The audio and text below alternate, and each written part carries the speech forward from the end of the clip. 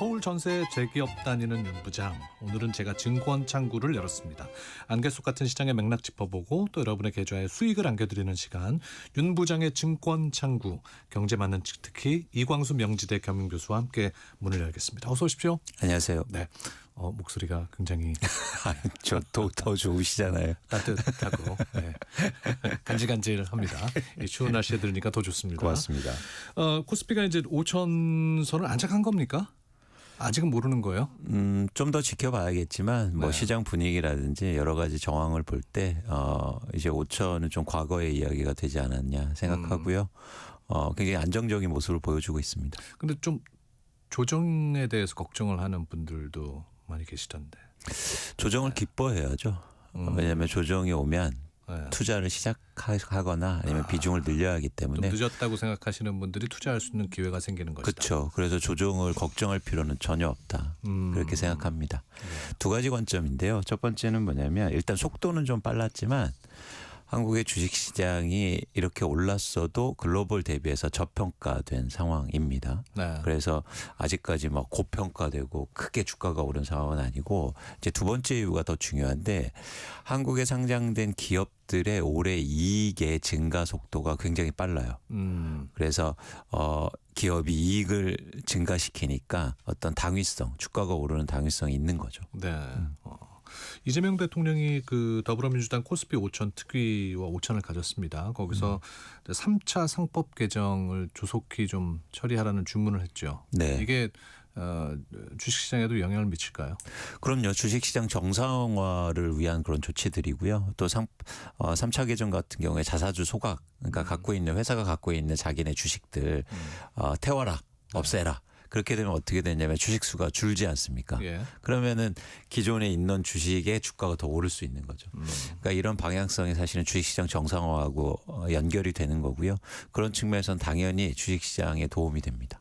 그러니까 1차, 2차 상법 개정이 주식시장에 긍정적인 신호를 줬듯이 그렇죠. 3차 상법 개정도 그렇죠. 긍정적인 영향을 줄 것이다. 그렇습니다. 근데 더 주목해서 볼 것은 뭐냐면 속도가 굉장히 빠르다는 거예요. 지금 1년도 안 되는데 세 번째 개정에 나서고 있거든요. 그러면 이제 앞으로도 계속 뭐 추가적인 개정들이 나올 거기 때문에 단순하게 3차에서 또 끝나지는 않을 거다 이렇게 보고 있습니다. 3차에서 끝나지 않을 것이다. 그렇습니다. 자, 지금 뭐 반도체주가 국내 증시 상승장을 이끌고 있지 않습니까? 근데 또 트럼프가 반도체 관세를 또 부과한다 그래서 네. 이게 어떤 영향을 미칠지도 또 궁금합니다.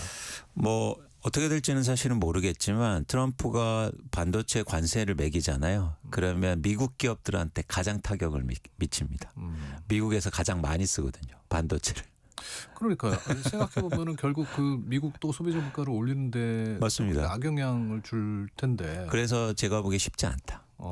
왜냐하면 아니, 오늘도 오전에 뭐 자동차 포함해서 모든 물품에 대해서 관세를 올리겠다. 그렇죠. 예. 그러니까 자신감일까요, 이게? 그러니까 자동차 같은 경우에는 안 사면 되는데 예를 들어서 관세를 하면 예를 들어서 수입도 감소하고 내수에서 만들 수 있지 않습니까? 그래서 포드 같은 자동차 사면 되니까. 그런데 반도체는 불가능해요.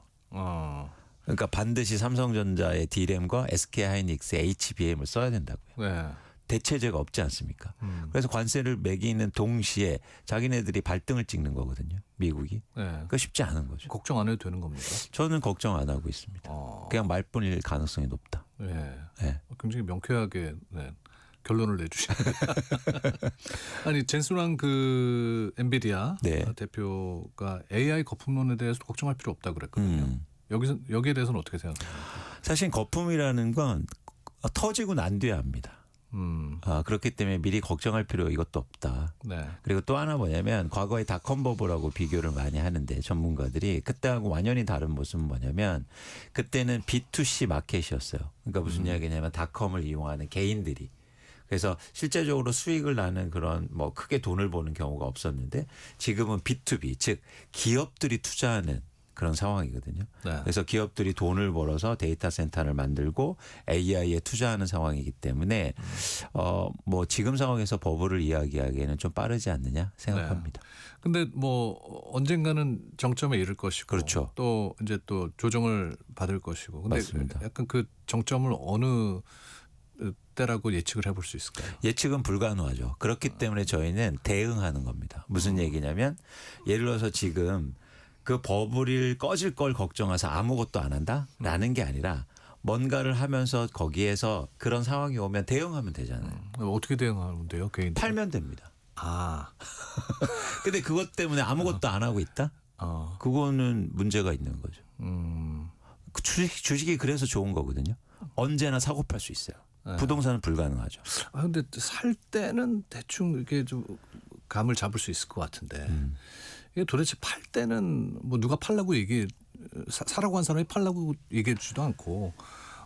그래서 지금 굉장히 중요한 말씀하신 거예요. 사실은 주식 투자에서 가장 중요한 건 사는 것보다 파는 겁니다. 그래서 오늘 간단하게 파는 두 가지 기준을 알려드릴게요. 네. 첫 번째는 뭐냐면 내가 산 가격에서 주가가 과도하게 빠지면 무조건 파셔야 돼요. 과도하게 빠지면 팔라고요? 네. 그게 가장 힘든 거 아닌가요? 그 힘든 일을 하셔야 돼요. 그게 손절매예요. 그래서 예를 들어서 평균적으로 지수 대비해서 내가 산 가격에서 10% 이상 빠지면 예. 그러면 무조건 기계적으로 일단 팔아야 됩니다. 전 못 팔겠던데.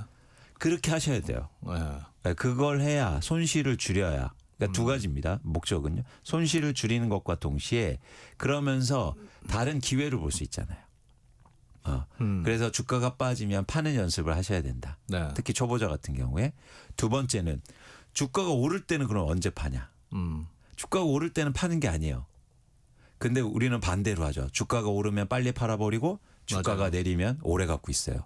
반대로 하셔야 돼요. 주가가 빠지면 빨리 팔고 주가가 오르면 끝까지 갖고 있는 거예요. 지금 대한민국의 반도체는 팔 이유가 없어요. 오르는데 왜 팝니까? 근데 자꾸 이렇게 예상을 해요. 삼성전자가 10만 원 가니까 야 다 왔네. 그러면서 팔아버려요. 그랬더니 12만 원 가요.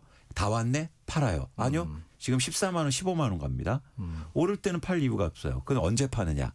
올랐다가 떨어질 때요. 네. 그래서 떨어질 때 잘 팔아야 된다고 말씀하셨죠. 그렇죠. 그래서 우리가 어깨에 팔라고 하지 않습니까? 맞아요. 근데 어깨를 어떻게 알아요? 예를 들어서 제 어깨는 여기지만 서장훈 씨 어깨는 저 위에 있지 않습니까? 머리를 봐야 어깨를 알죠. 그래서 머리를 본 다음에 떨어질 때 파는 겁니다. 네. 미리 어깨라고 생각해서 파시지 마시고. 그 말씀은 알아듣겠는데 참 쉽지 않네요. 아니요. 쉽지 않은 걸 하셔야 돈을 벌 수 있습니다. 저처럼 지금 헛웃음 지으시는 청취자들 분들 많이 계실 것 같아요. 하실 수 있다. 네. 할 수 있다. 하셔 화이팅. 두 가지. 네. 예. 아까 자동차 관세에 대해서 얘기를 해봤으니까 현대차 주가가 또 아틀라스 네. 덕분에 많이 오르지 않았습니까? 네, 네. 현대차 주가는 어떻게 되는 겁니까? 저희가 뭐 개별 주가 예상은 하긴 힘들겠지만 현대차가 그동안 주가가 많이 못 올랐고 저평가가 돼 있는 상황이고요. 일단 올해 그러니까 지난해 막 관세도 많이 내고 여러 가지 상황이 안 좋았는데 올해부터는 실적도 좋아지고 개선될 여지가 있다는 거죠. 거기다 먼저 말씀하신 것처럼 로봇 관련된 기대감이 이제는 늘어나고 있기 때문에 거기에서 반영되고 있는 상황입니다. 현대차 노조에서는 이제 아틀라스 도입에 관련해서 노조와 협의 없이는 뭐 한 발자국도 아틀라스가 들어올 수 없다라고 네. 얘기를 했는데 네. 사실은 예를 들어서 현대차가 아틀라스를 공장에서 쓴다고 해서 주가가 오르는 게 아니거든요. 그걸 생산해서 AI의 일종의 그 로봇을 생산하는 회사가 될 거다라는 차원에서 접근하기 때문에 그건 좀 별개의 문제라고 보고 있습니다. 현대차 주가와는 그거는 좀 별개의 네. 문제로 봐야 네, 된다. 네. 지난해 말부터 이제 미국 빅테크 주가가 예전만큼 그렇게 상승세를 못 하고 있는 것 같아요. 예.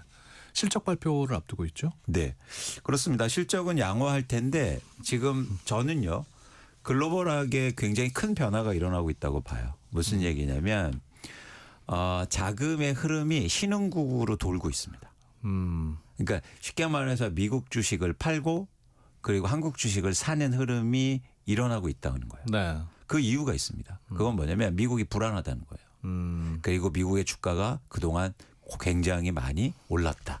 이렇게 판단하는 거죠. 미국이 불안하다는 거는 뭐 원인 정치죠. 제공은 트럼프 그렇습니다. 때문에 그런 거예요. 불확실성이 크잖아요. 그러니까 투자에서 가장 큰 리스크는 불확실성이거든요. 주가가 떨어지고 오르는다는 게 아니고 리스크가 뭐냐면 내가 모를 일이 벌어질 가능성이 높다는 거. 네. 그런 차원에서는 미국의 자산 시장의 불확실성이 커지고 있는 거죠. 그럼에도 불구하고 우리 저 서학개미들이 미국 주식시장에 쏟아부은 돈이 뭐 어마어마하던데요. 그러니까 그동안은 그랬는데 이제 돌아오셔야죠.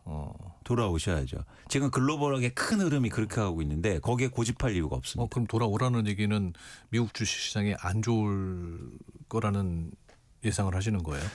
뭐 그런 예상도 하는 것과 동시에 한국이 더 좋을 거다 훨씬. 그러면 왜 안 좋은데 상대적으로 안 좋은데 있을 필요가 뭐가 있습니까? 네. 게다가요. 한국 주식은 세금도 없어요. 미국 주식은 수익 나면 20% 이상 세금 내야 돼요. 엊그제 미국 주식 사신 분들 어떡하죠? 금방 오시면 됩니다.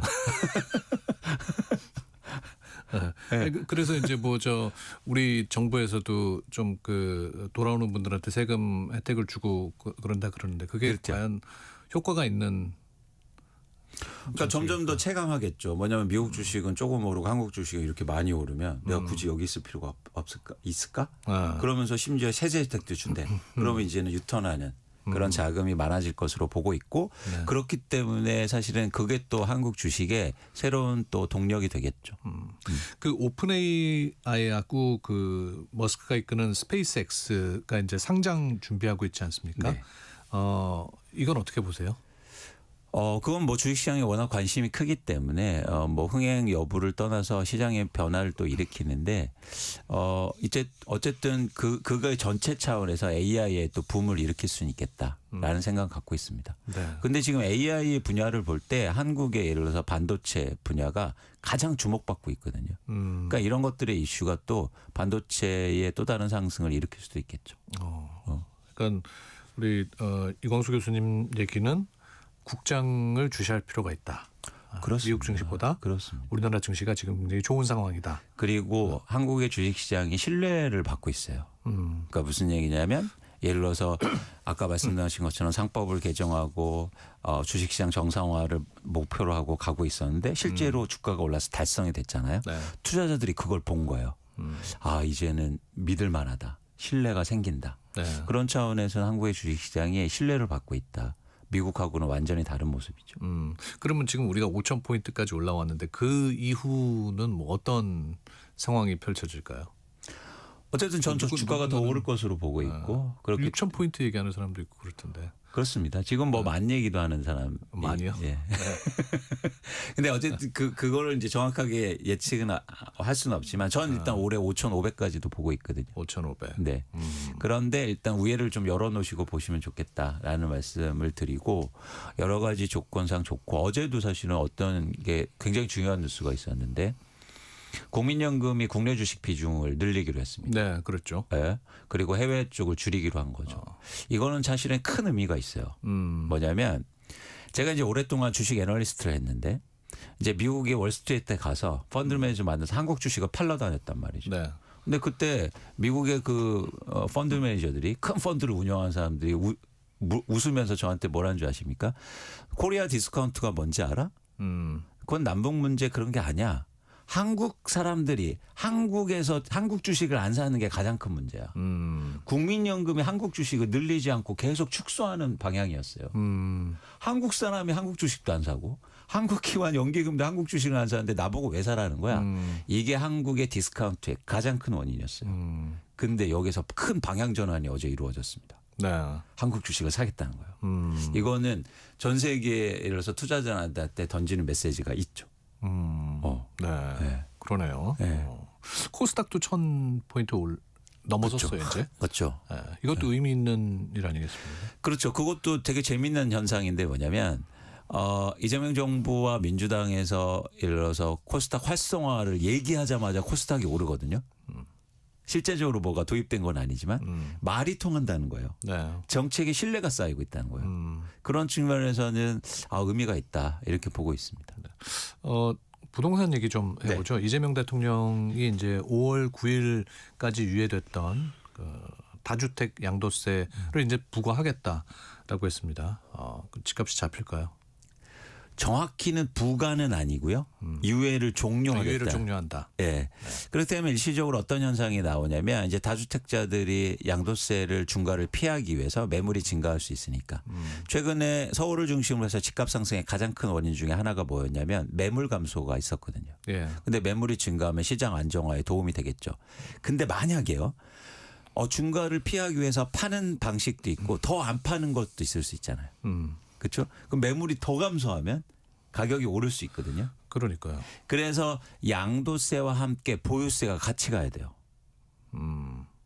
그걸 이제 이재명 대통령도 얘기를 했는데 무슨 얘기냐면 그 양도세 중과해? 그럼 난 버틸 거예요. 버틸 거야. 안 팔 그게 거야. 이제 사람들이 집값이 그동안 쭉 올라왔던 좀 학습 효과가 있기 때문에 그런 거 아닙니까? 그렇죠. 근데 만약에 보유세가 올라서 부담 있는 수준으로 즉 버티지 못할 수준으로 가면 사실 매물이 나올 수밖에 없겠죠. 그래서 사실은 세제는 특히 부동산 가격의 시장을 안정시키고 있는 세제는 제가 볼 때 양도세와 보유세가 같이 가야 된다고 보고 있습니다. 네. 근데 그렇게 되면 또 이제 선의의 피해자가 나올 수도 있는 거 아니에요? 손해 피해자는 전부 다 빼주면 됩니다. 네, 못 빼줄 이유가 없죠. 예를 들어서 장기 거주자, 네. 직접 거주하는 분들, 불가피하게 팔 때, 뭐 아니면 보유세를 낼 때 다 감면해 주면 되는 거 아닙니까? 그런 식으로 풀면 됩니다. 그러면은 이제 그 다주택자 양도세 부과 유예를 멈추게 되면은 그 다주택을 가진 사람들의 주택에 대한 투기는 사라지는 걸까요? 일단 수익률이 떨어지잖아요. 세금을 많이 내야 되니까 기대 수익률이 떨어지면 당연히 투자하는 시장에선 수요가 감소할 수 있죠. 이게 가장 큰 문제였는데 뭐냐면 그동안 아까 이제 주식시장에서는 정책의 신뢰를 말씀드리지 않았습니까? 네. 근데 부동산에서는 정책의 신뢰가 빵점이었어요. 아무도 안 믿어요. 그러니까 지금도 심지어 말만 저렇게 하고 또 유예해 주겠지 네. 라고 생각할 그걸 가장 겁니다. 궁금해하시는 것 같은데. 그러니까 이게 정책의 신뢰를 쌓는 게 되게 중요합니다. 그런 차원에서 이번에 유예 종료는 의미가 있는 방향성이다라고 네. 생각합니다. 그 은행 대출이 이제 규제가 강하기 때문에 네. 그러면 주식 시장에서 번 돈을 갖고 이제 이게 부동산으로 옮겨갈 수도 있는 거 아니에요? 그러니까 부동산이 만약 안정이 안 되고 또 가격이 오르고 이런 정책들이 제대로 안 나눠주면 이제 삼성전자 팔고 강남 아파트 사러 또 가겠죠. 그렇기 때문에 주식시장과 부동산이 정책이 같이 가줘야 됩니다. 네. 그걸 이제 정부가 노력해야겠죠. 자, 오늘 주식 얘기에 이어서 마지막에 부동산 얘기까지 네. 잠깐 얹어서 해봤습니다. 이광수 명지대 겸임교수와 함께했습니다. 고맙습니다. 고맙습니다.